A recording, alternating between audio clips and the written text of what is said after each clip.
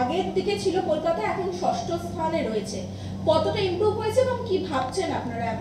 এটা আমাদের ম্যালেরিয়া ডেঙ্গুটাকে নিয়ে, যেহেতু এই বর্ষাকাল, এরপরেই তো এটা সিজনটা আসছে, এখন থেকে আমাদের যেরকম জয়েন্ট ভিজিট, এই জয়েন্ট অ্যাকশন যেগুলো, মানে আমাদের ওয়ার্ড টু ওয়ার্ড 15 দিনের মধ্যে প্রত্যেকটা রাস্তায় করা, চেক করা, জল পুরো যদি জল থাকে সেগুলোকে ফেলা, বাড়ির ছাতের ওপর উঠে পেছন দিকে কোনো আছে কিনা দেখা, চিল ছাতের ওপরে কাক কোনো রেখে দিয়ে গেছে না সে মানুষকে সচেতন করা, এই কাজগুলো আমাদের কনস্ট্যান্ট চালিয়ে যেতে হবে। এবং প্রত্যেক রবিবার শনিবার আমরা মাইকিং করছি। সেই জন্যে 7 দিনে একবার বাড়ির চারিপাশটা ঘুরে দেখে নিন জমা জল নেই তো, যেখান দিয়ে ডেঙ্গু হলে আপনার বাচ্চাটার বা আপনার বাড়ির কারোর ক্ষতি হয়ে যাবে। মুখ্যমন্ত্রীর নির্দেশে যে এসওপি তৈরি করার জন্য আমাকে চেয়ারম্যান করে যে কমিটিটা করেছিল, তার আজকে দ্বিতীয় মিটিং ছিল। প্রথম মিটিংয়ে আমি সবাইকে বলেছিলাম যে আপনাদের যার যেটা সাজেশন আছে সেগুলোকে পাঠান, আমরা সেগুলোকে অ্যামালগামেট করে একটা এসওপি তৈরি করে অ্যাপ্রুভ করিয়ে গভর্নমেন্ট থেকে সেই এসওপিটা ছাড়বো। গভর্নমেন্টের এই জন্য দরকার যে এটা যেহেতু অনেকগুলো ডিপার্টমেন্টকে মিলিয়ে করতে হয়, যে যার নিজের মত দিয়েছেন আজকে সেগুলো আমরা সব নথিভুক্ত করেছি। আমরা তার বেসিসে এসওপিটাকে রেডি করে আপনাদের সামনে যথাসময় উত্থাপন করব। আগে এসওপিগুলো না, হিয়ারিংটা আমরা অলরেডি স্টার্ট করে দিয়েছি। হ্যাঁ, হিয়ারিং যেহেতু কোর্ট বলেছে,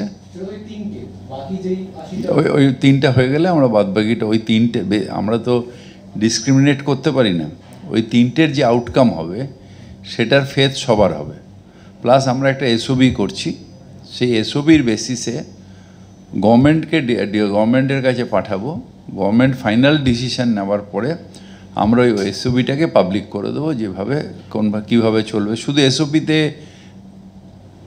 রুফটপ রেস্টুরেন্টটা লিমিটেড থাকবে না, এসওপিতে স্কুল থাকবে, এসওপিতে হসপিটালস থাকবে, এসওপিতে মার্কেট, রিসেন্টলি যে পটগঞ্জ মার্কেট পুড়ে গেল, মার্কেট থাকবে, ফায়ার ডিপার্টমেন্টের কী করতে হবে, কী ক্যাটাগরি করতে হবে, সেগুলো সব এসওপিতে থাকবে।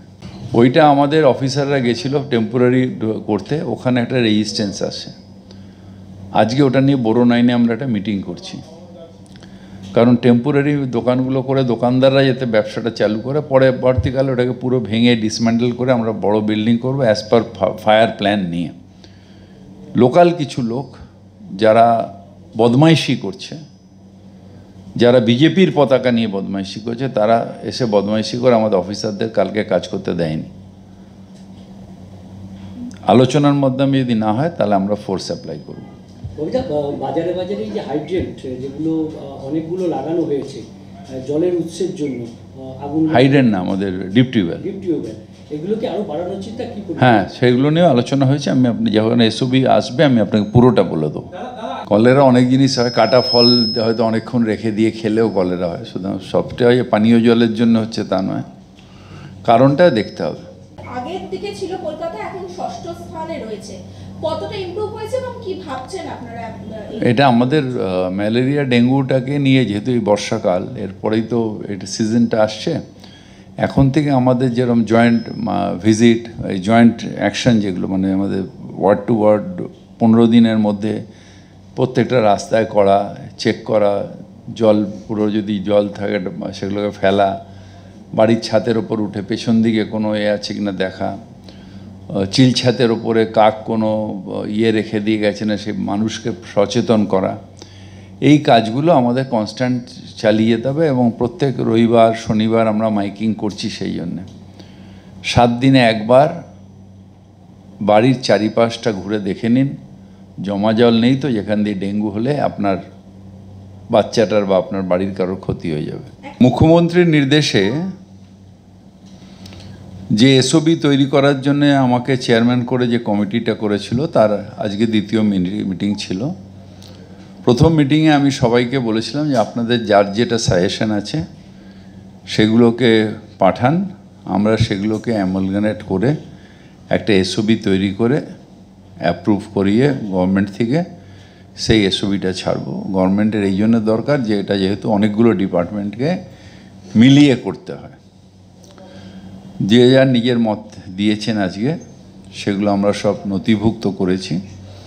আমরা তার বেসিসে এসওবিটাকে রেডি করে আপনাদের সামনে যথাসময় উত্থাপন করব।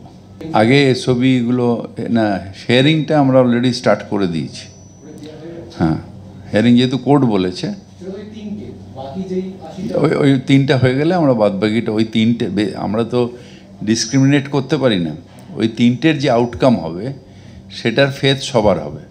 প্লাস আমরা একটা এসওবি করছি, সেই এসওবির বেসিসে গভর্নমেন্টের কাছে পাঠাবো। গভর্নমেন্ট ফাইনাল ডিসিশন নেওয়ার পরে আমরা ওই এসওবিটাকে পাবলিক করে দেবো, যেভাবে কীভাবে চলবে। শুধু এসওপিতে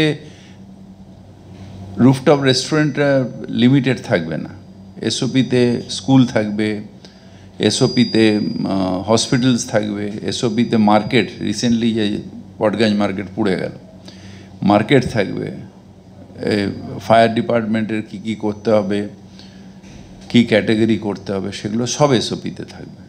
ওইটা আমাদের অফিসাররা গেছিলো টেম্পোরারি করতে, ওখানে একটা রেজিস্ট্যান্স আসে।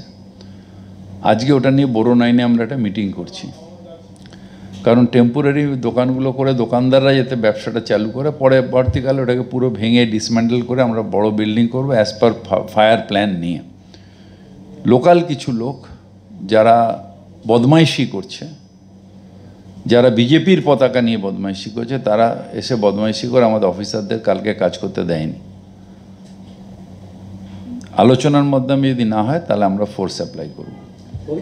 বাজারে বাজারে যে হাইড্রেন্ট যেগুলো অনেকগুলো লাগানো হয়েছে জলের উৎসের জন্য, আগুন হাইড্রেন্ট না, আমাদের ডিপ টিউবওয়েল, এগুলোকে আরো বাড়ানোর চিন্তা কি করবেন? হ্যাঁ, সেগুলো নিয়েও আলোচনা হয়েছে। আপনি যখন এসওবি আসবে আমি আপনাকে পুরোটা বলে দেবো।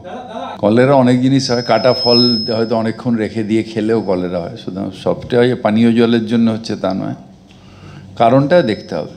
আগের দিকে ছিল কলকাতা, এখন ষষ্ঠ স্থানে রয়েছে, কতটা ইমপ্রুভ হয়েছে এবং কি ভাবছেন আপনারা?